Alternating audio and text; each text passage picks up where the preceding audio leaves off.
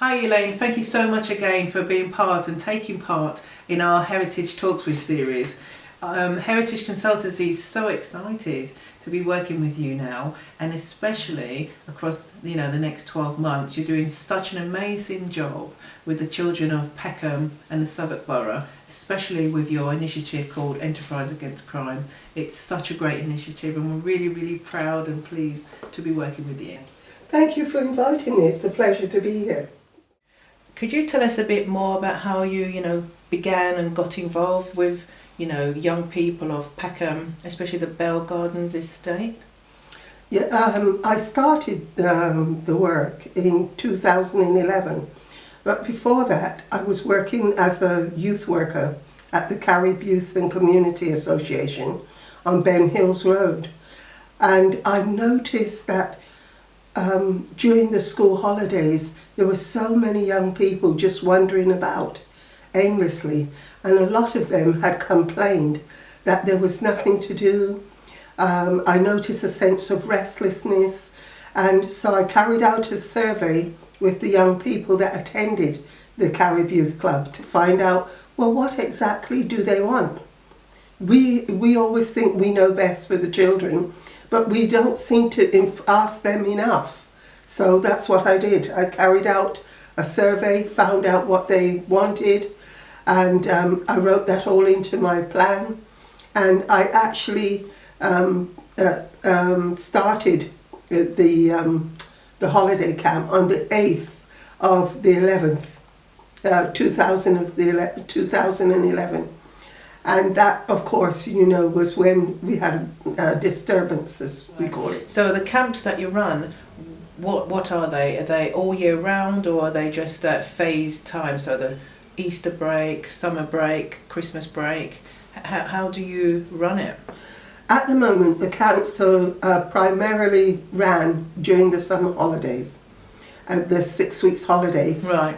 Because we acquired funding for that period of time, and we always pushed for that because it was the longest holiday, and we felt that it needed to be broken up. You have parents who are going to work, children are on the street, you have various age groups. There were young people that were looking after their younger siblings, and that was a problem. They weren't getting any free time. And the frustration was that neither of the two groups were getting supervised help during the holidays. And what are the age groups that you actually cover at your camp? Yeah, well, we cover from 5 years old to 16. Right. And do you get much support from the wider borough? So do you have any interactions with any other churches or community groups or the police or the council? Do they get involved, in fact?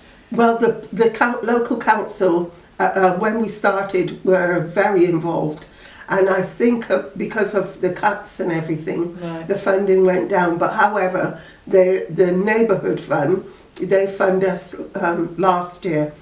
The local there's a local church called St. Charles. Right. They used to let us use the premises for training, which we are very grateful. And where is St. Giles? St. Giles is in Camberwell, Right. Camberwell Road.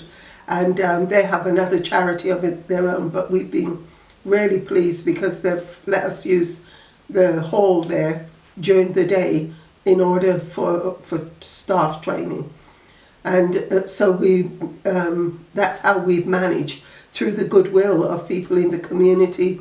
We've had people, Morrison's have helped us, the Mayor's Trust Fund has given us vouchers, and that's how pretty much we've been able to continue.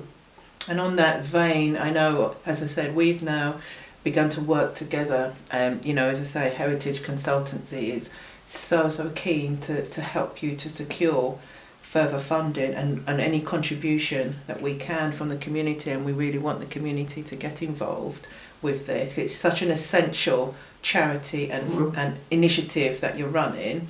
How else can people get involved if they see this talk today? How can they contact you, and what can they do to help you? They can contact us through our website, iiChild.org. They can contact us through the Facebook, iiChild London, which is most people are on Facebook these days. Sure. And they can ask for a fundraising pack.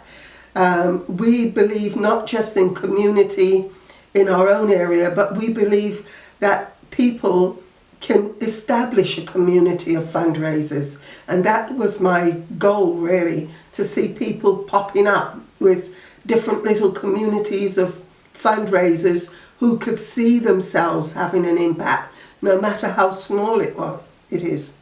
And who would you say is an influencer for you?